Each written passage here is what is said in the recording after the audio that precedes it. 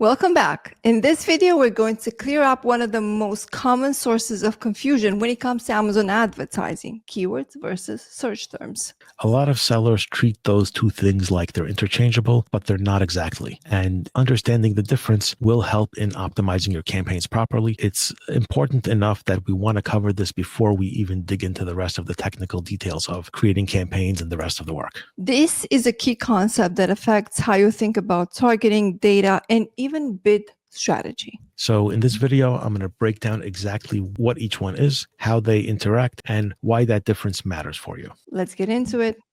Like I said in the intro or a couple of moments ago, keywords and search terms are words that people use and they think they mean the same thing, but there are differences. And it's important for knowing what goes where, and it's really important for communication. If someone has an ad agency or someone else in their company that they are discussing advertising with and they use the wrong terms and the other person doesn't realize that you're just interchanging them, it can lead to campaigns that get messed up. So these are small things that can add up to make a big difference. So let's discuss them. Let's start off with keywords because that is the term which is used more commonly. Now, what is a keyword? It's basically when we create an ad campaign, these are the terms that we tell Amazon we want to show for. Now, the first thing to understand is that although it is called a keyword suggests that it's one word. A keyword actually refers to a term. So it can be one word or it can be more words and it's still called a keyword. Like you see here.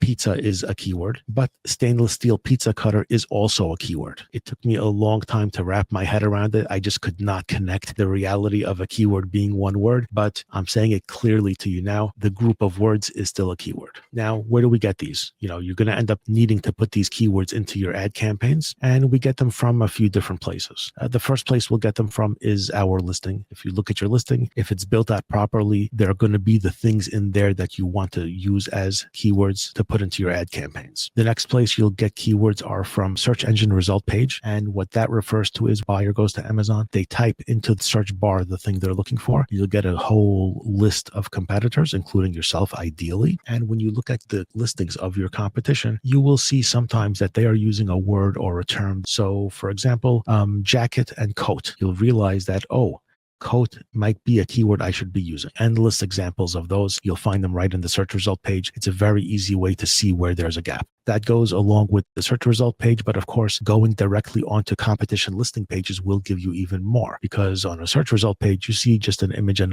55 characters or whatever it might be. On the listing page, you'll have bullets, you'll have A+ content, you'll have more things that give you an idea of the keywords you should be using. In addition to the actual things that Amazon shows to every shopper are things we can get from other sources. One is the information you can get in your Seller Central data. In particular, the Search Query Performance Report and other sections of brand analytics will give you a lot of data. There are different ways to use it. We might cover it in a future episode. Besides what Amazon gives you, there are tools like Helium 10, Jungle Scout, Data Dive. There's a number of them. We'll also cover those in a different module, but just know that there are tools that you can use which will identify keywords you should be using. Although there is a ton of places you can get keywords from, there is essentially one place where they go, which is inside your Ad Central or inside the ad console. When you get to the part where you create a campaign, keyword targeting is where you're going to put your keywords.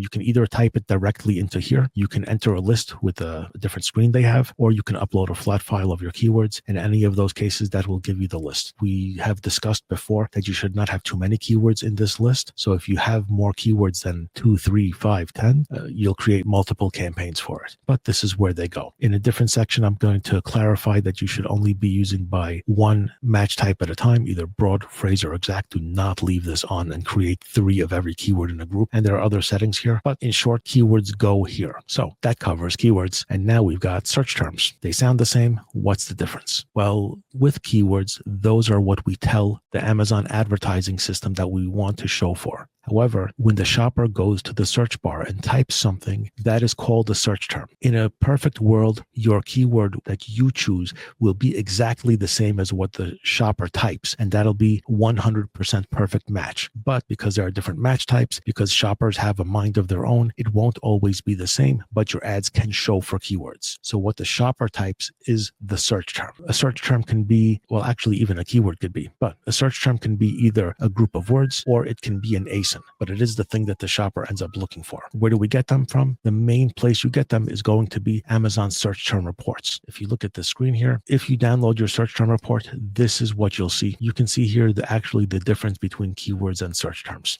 For some reason, Amazon calls it targeting here, but inside the other part of Seller Central, they're calling it keyword targeting. But inside the actual report, the things that go here come up here as targets. So whatever you're putting in as your keywords show here, and whatever the customer searched for ends up coming here. And when they make a match that's not exactly the thing you typed, you'll see the differences. So you can see here, skewer rack is what you put in a broad match, and it came in as a search term of skewer rack for grill. Amazon added on to the end the extra 2 words for grill. Your ad showed up for this search. You were a match, and the customer ended up clicking or purchasing the product. That's why it's on this report. Here is an exact match. You can see you put vertical skewer, but you said it has to be exact. Amazon is not allowed to add anything to the back or middle or end. And you got a search result for a vertical skewer search. The same thing here, al pastor skewer for grill, al pastor skewer for grill, because it's exact. Sometimes even within these loose or match types, the match can be exact. So you'll see it here in phrase, you'll see it here in broad also. So in here in broad, breading trays and breading trays ends up being the same thing here.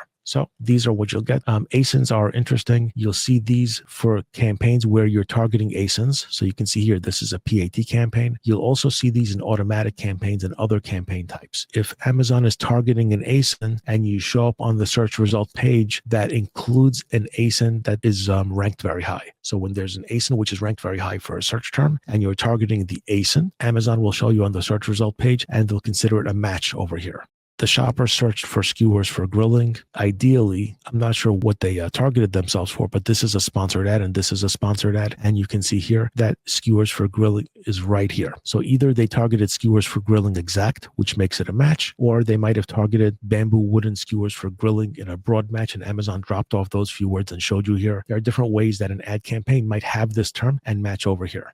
This is one where you can see here is a different match type. They don't actually have the word skewers for grilling, but this is an ad that showed up. If you look at this title, the word skewers for grilling is not showing anywhere in this title, but apparently the person who is running the ad for this product decided that they want to show for it one way or another. And inside the ad campaign that triggered it is that term. So you can see here, Amazon can put words at the beginning or end. Bamboo wooden skewers for grilling would have targeted. Wooden skewers for grilling would have targeted. Let's see if there was another couple. We've got here kebab skewers for grilling. There's obviously many ways that you can enhance the word skewers for grilling, and you see them all happening here. So that's essentially, you'll get your search terms. And when you see these search terms, which are different than your targets, you will learn about other ways shoppers are looking for your product. You take these search terms, you turn them into keywords. And the way you turn them into keywords is not with a magic wand, but by simply taking these terms, copying from them here, and putting them, of course, into here. So here, it exists as a search term. When you take it here, you have magically turned it into a keyword. And then you'll be able to intentionally target the thing where you showed up less intentionally. So